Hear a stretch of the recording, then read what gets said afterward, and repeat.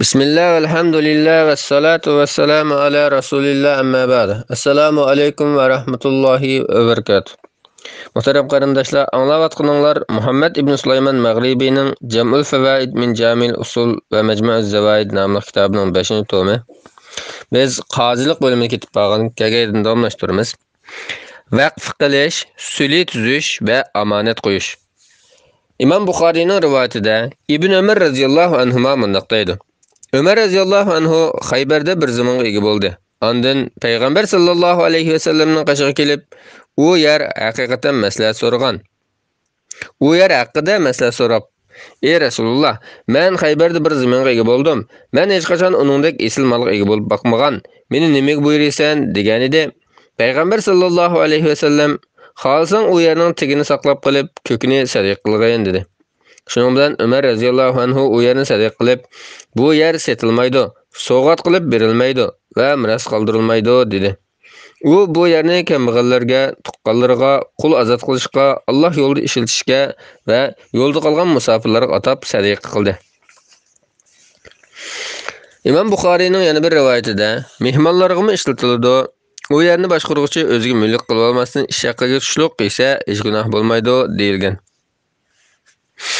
Abu Davudning rivoyatida Yahya ibn Said Umar ibn Xattob radhiyallohu anhuning sadiqasi haqida to'xtalib mundaq deydi. Abdulhamid ibn Abdullah ibn Umar ibn Xattob menga Umar ibn Xattob radhiyallohu anhuning sadiqasi haqidagi vasiyatni bir nusxa ko'chirib bergan bo'lib, uningda nihoyat shafqatlik va mehribon Allohning ismi bilan boshlayman. Bu Allohning bandasi Umarning Samiq degan yer haqidagi vasiyatidir deb yozilgan. Bu vasiyatnomaning davomi Abdullah ibn Umar radhiyallohu anhuning yuqoridagi hadisiga o'xshash yozilgan. Uning yana bu joyning mas'ulotining uni boshqaruvchidan va uning do'stlaridan eshib qolgani, bu vasiyatnomani ko'rsatilgan kishilardan boshqa soillarga va tilamaydigan, ammo muhtoj kishilarga berildi deb yozilgan. U vasiyatnomaning davomida yana agar Samiq degan bu yerni boshqaruvchi xolisa, yerdan chiqqan mas'uliyatga u yerda ishlatish uchun qul sotib olish huquqi egadir deb yozilgan. Bu vasiyatnomani Muayqib radhiyallohu anhu yozib bergan va Abdullah ibn Arqam radhiyallohu anhu guvohchi bo'lgan. Umar ibn Xattob radhiyallohu anhuning bu vaqtdagi yana bir vasiyatnomasi bundaq yozilgan. Nihoyat shafqatlik va mehribon Allohning ismi bilan boshlayman. Bu Allohning bandasi va mu'minlarning amri Umarning vasiyatnomasi bo'lib, navoda Umar o'lib ketsa, Samiq degan yer Ibn Akvaning xo'rimzorligi va tugillari, Samiq degan yerda ishlaydigan qullar, Xaybardagi 100 o'lish yer va uningga ishlaydigan qullar, mahallalar vadisidan chiqadigan Muhammad sallallohu alayhi vasallam menga har yili yeyish uchun ayirib bergan 100 vasaq ochliq qatorliqlarni hafsa vafot bo'lgan qadar boshqaradi. Ondan uning oilasining to'g'ri fikrlik biri boshqardi. Bu mulklar setilmaydi. Uning puliga narsa setilish bo'lmaydi. Uni boshqaruvchi uningdan chiqqan kirimni o'z muvofiq ko'rgan soillarga, tilamaydigan, ammo muhtoj kishilarga va tuqqanlarga xarajat qilib beradi. Uni boshqaruvchi uningda yesa yoki do'stlariga, mehmonlarga yedirsa va yoki uningga ishlatish uchun chiqqan maslahatga qul setib olsa, hech gunoh bo'lmaydi. Abu Davudning rivoyatida Said ibn Ubada radhiyallohu anhudan mundaq rivoyat qilindi. Men, "Ey Rasululloh, anam vafot bo'lib ketdi. Qaysi turdagi sadiq eng afzal?" deb so'ragan edim. Payg'ambar sallallohu alayhi vasallam "Suv" dedi. Shuning bilan men bir quduq ko'lab, anam Ummu Saidning nomiga atib etdim. Imom Buxoriyning rivoyatida Zayd onasining mundaq deganligini rivoyat qildi. Men Umar ibn Xattob radhiyallohu anhuning mundaq deganligini anglagan edim. Janim milkida bo'lgan zotning nomi bilan qasamki, keyingi musulmonlarni hech nimasi yo'q. Hammasidan namrat odat qoldirib qo'yishdan ansiramaydigan bo'lsam, men fatih qilgan yurtlarning birini qo'ymay, xuddi payg'ambar sallallohu alayhi vasallam Xaybarni taqsim qilgan paytida taqsim qilayotgan bo'lardim.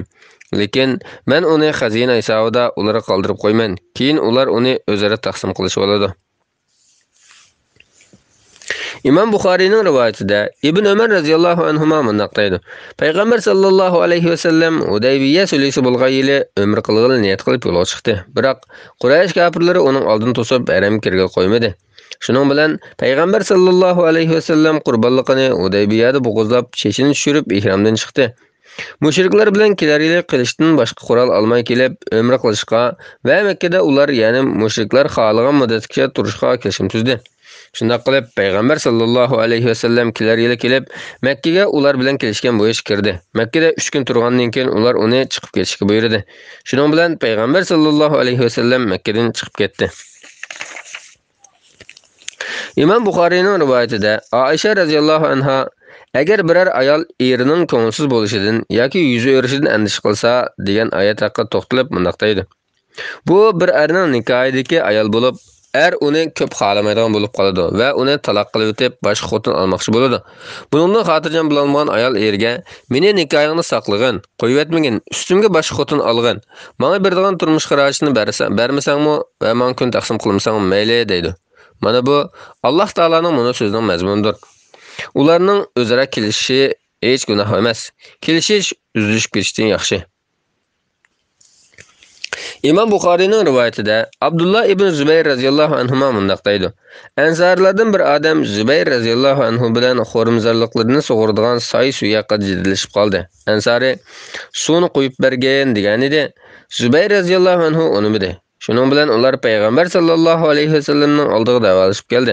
Payg'ambar sallallohu alayhi vasallam Zubayr radhiyallohu anhuga: "Ey Zubayr, sen xo'rimzorligingni sug'urib olib, ondan suvni qo'shniga qo'yib bergan" dedi. Buni anglagan Ansari achchiqlab: "U ammachangning o'g'li bo'lganligi uchun shunday qilamdi" degan edi. Payg'ambar sallallohu alayhi vasallamning yuzi o'zgarib ketdi va: "Ey Zubayr, sen xo'rimzorligingni sug'argin, suvni qirdan tashay degicha qo'yib bermagin" dedi.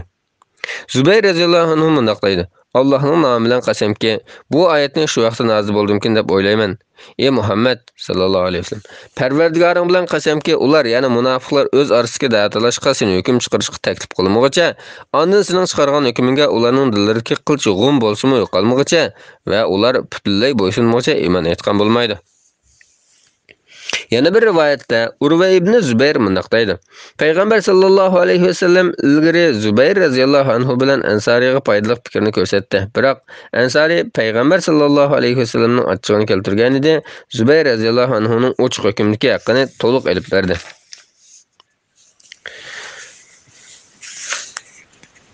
Tabaranining Al-Kabirdagi rivoyatida Ibn Sirin mundaq deydi.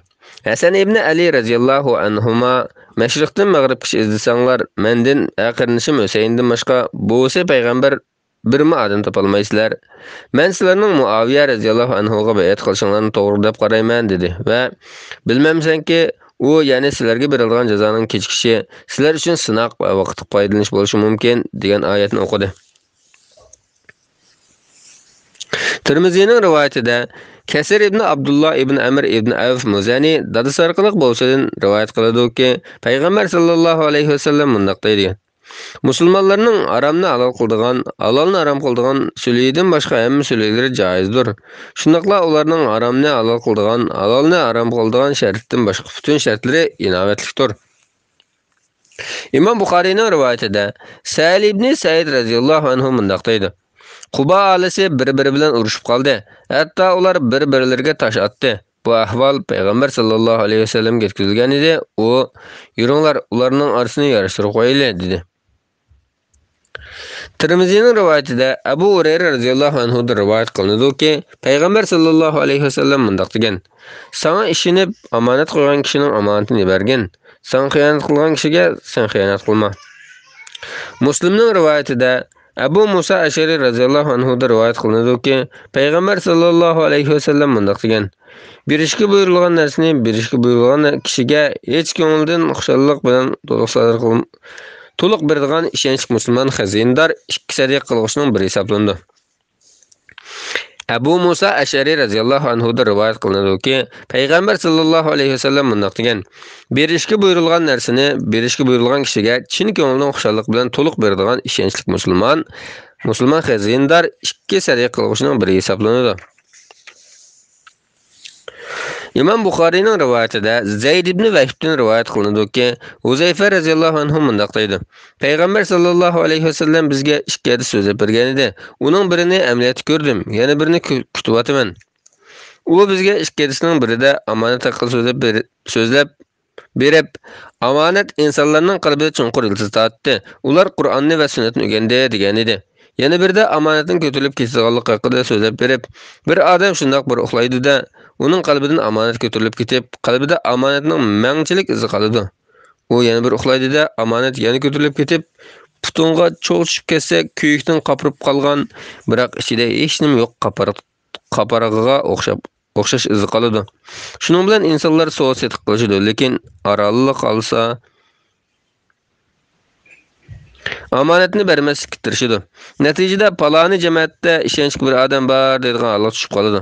Qalbida qichining donishchilikmi imoni yo'q odamni maqtab, bu odam ajab aqlliq, ajab ziyrak, ajab talantliq deyishib ketadi degan edi. Men beshimdan shundoq bir zamonlarni o'tkazgandimki, qaysinglar bilan ilm setim qilsam qilcha ansirab ketmaydim. Agar u musulmon bo'lsa, islom uni mening oldimga olib keladi. Navodo xristian bo'lsa, uning mas'ul kishi uni mening oldimga olib keladi. Ammo bugungi kunda men faqat paloni va paloni kishilar bilan so'z setiq qilgan bo'lib qoldim.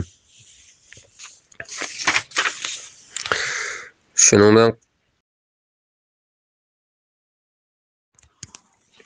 Bismillah, alhamdulillah, vassalatu vassalamu ala rasulillah, amma ba'd. Assalomu alaykum va rahmatullohi va barakatuh. Aziz muhtaram qarindoshlar, anglayotganinglar Muhammad ibn Sulaymon Mag'ribiyning Jamul Fawaid min Jamil Usul va Majmu'at Zawaid nomli kitobining 5-tomi. Qul azod qilish bo'limi keldik. Davomlashtiramiz. Qul azod qilishning fazilati va qulga ig'dorchilik qilishning adab axloqlari. Buxoriy va Muslimning rivoyatida Abu Hurayra radhiyallohu anhu rivoyat qilinadiki, payg'ambar sallallohu alayhi vasallam mundaq degan: Qandaq bir odam bir musulmon qulni azod qilib etsa, Alloh uning har bir a'zosini qulning har bir a'zosining badaliga dozoqdan qutqizadi. Said ibn Marjana mundaq deydi: Men bu hadisni elib Ali ibn Husayn radhiyallohu anhuning qashiq borgan edim. U Abdullah ibn Ja'fardan 10 ming tengiga yoki 1000 tillog'i sotib olgan qulni azod qilib etdi. Tirmizining rivoyatida Abu Umama radhiyallohu anhu va boshqa sahobalardan rivoyat qilinadiki, payg'ambar sallallohu alayhi vasallam mundaq degan: Qandaq bir musulmon, ya'ni bir musulmon qulni azod qilib etsa, uning har bir a'zosi qulning har bir a'zosining badaliga dozoqdan azod qilinadi. Qandaq bir musulmon ikki musulmon ayolni azod qilib etsa, uning har bir a'zosi u ikki ayolning har bir a'zosining badaliga dozoqdan azod qilinadi. Qandaq bir musulmon ayol, ya'ni bir musulmon qul ayolni azod qilib etsa, uning har bir a'zosi u qul ayolning har bir a'zosining badaliga dozoqdan azod qilinadi. Abu Davudning rivoyatida Shurahbil ibn Samt mundaq deydi: Men Amr ibn Abasa radhiyallohu anhuga bizga payg'ambar sallallohu alayhi vasallamdan anglagan hadislaringdan birarni so'zlab bergina degan edim. U men payg'ambar sallallohu alayhi vasallamning kimki bir mu'min qulni azod qilib etsa, dozoqdan qutulish uchun fidya bergan bo'ladi, deyilgan anglagan edim dedi.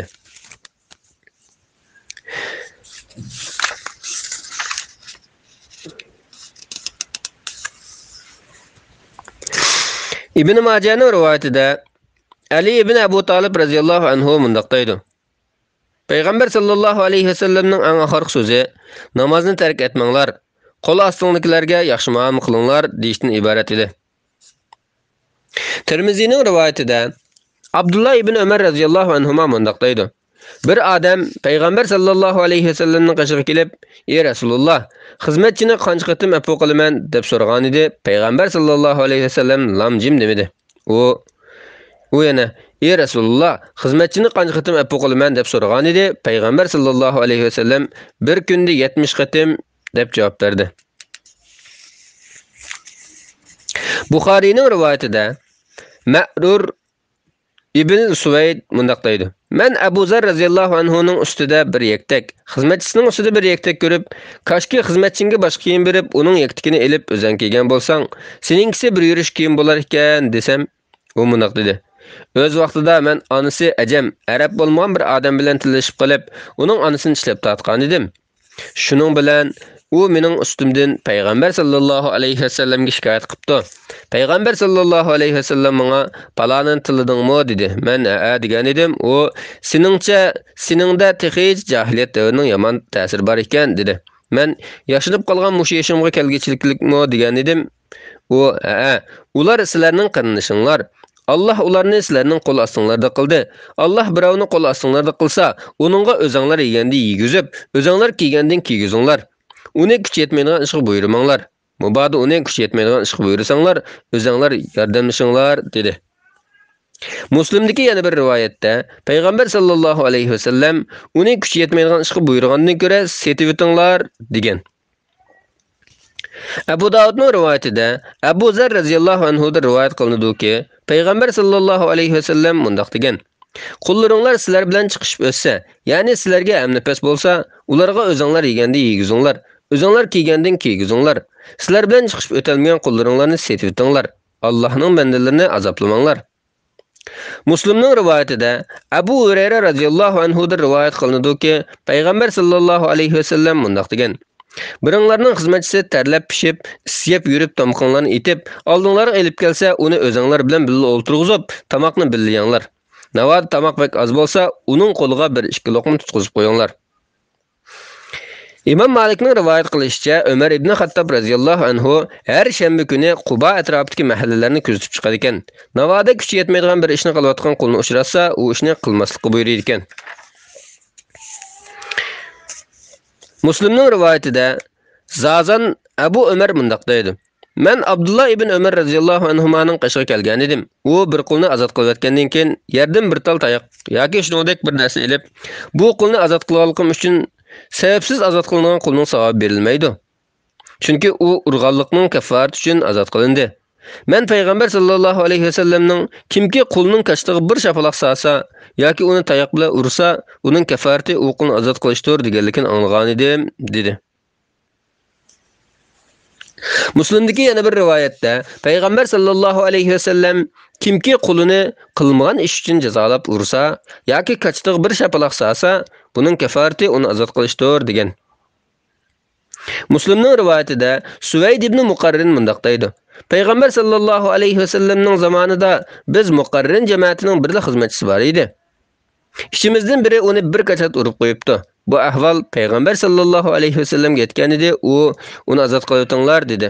Biz uningdan boshqa xizmatchimiz yo'q edi degan edik. U undaq bo'lsa uni hozircha xizmatchi ustida ishlab turib, boshqa xizmatchi topgan vaqtinglarda uni qo'yib o'tinglar dedi. Buxoriyning rivoyatida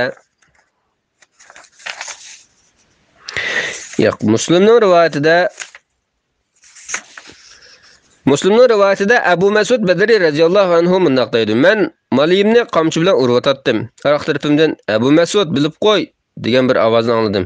U g'azabdan chiqqan ovoz bo'lg'achqa men uni toniy olmabdiman. U yaqinlashganda uning payg'ambar sallallohu alayhi vasallam ekanligini bildim. U Abu Mas'ud bilib qo'y, Abu Mas'ud bilib qo'y da'vat etdi. Men qamchini yerga tashladim. U Abu Mas'ud bilib qo'yganki, Allohning kuchi sana, sening kuching bu malaga yetgandan bekrak ketadi, dedi. Shuning bilan men buningdan keyin qo'lni hargiz urmayman, dedim.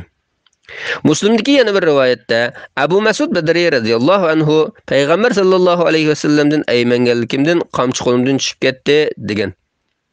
Abu Davuddagi yana bir rivoyatda Abu Mas'ud radhiyallohu anhu mundaq deydi: Men ey Rasululloh, u qul Alloh taolaning rizoligi uchun azod bo'lib ketsin degan edim. Payg'ambar sallallohu alayhi vasallam agar sen undaq qilmasang eding, albatta dozoq o'ti sen urib olgan bo'ladi, dedi. Muslimning rivoyatida Abu Hurayra radhiyallohu anhu da rivoyat qilinadiki, payg'ambar sallallohu alayhi vasallam mundaq degan: Kimki qulini zina bilan qarlasa, qiyomat kuni uningga hayot jazosi beriladi. Agar quli uning deganidek zina qilgan bo'lsa, xo'jayin jazoga tortilmaydi. Abu Davudning rivoyatida Abu Hurayra radhiyallohu anhu da rivoyat qilinadiki, payg'ambar sallallohu alayhi vasallam mundaq degan: Hech kim quli va dedikini qulim va dedikim demisin. Qulmu hargiz xo'jayinni parvishchim demisin. Xo'jayin quli va dedikini yigitim va qizim desin. Qulmu ayol xo'jayinni xo'jayinim desin. Hammanglar qulsizlar. Parvishchi faqat Alloh taoladir.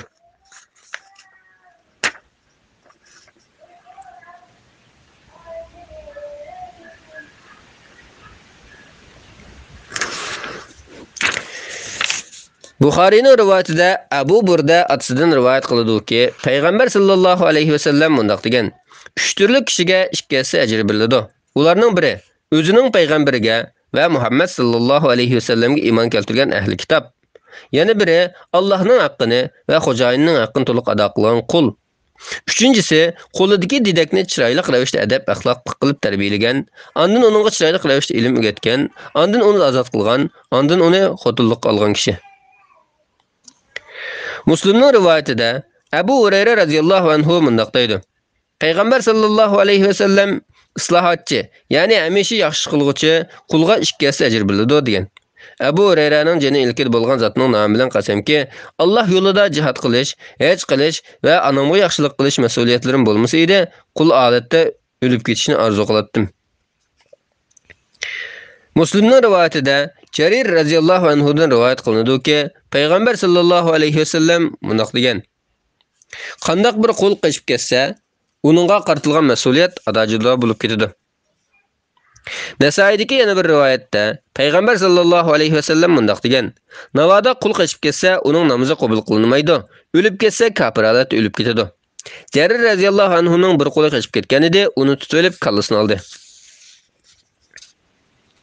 Bu şaz edisken.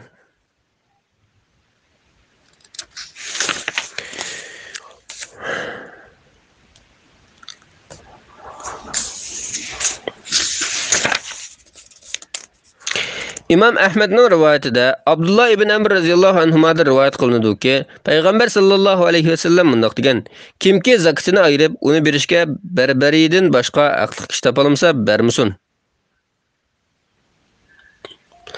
İmam Ahmed'nin rivayetinde Abu Hurayra radhiyallohu anhu mundaq deydi: Bir adam Peygamber sallallahu aleyhi ve sellemning yoniga kelib o'ltirgan edi. Peygamber sallallahu aleyhi ve sellem uningdan "Sen qayerdan?" deb so'radi. U "Men berbere" dedi. Shuning bilan Peygamber sallallahu aleyhi ve sellem uni jeynik bilan o'qib, "Yenimdan qopib ketgan" dedi.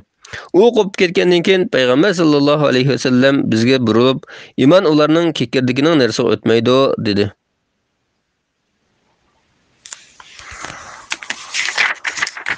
Bu bab mushunchilik. Assalomu alaykum va rahmatullohi va barakatuh.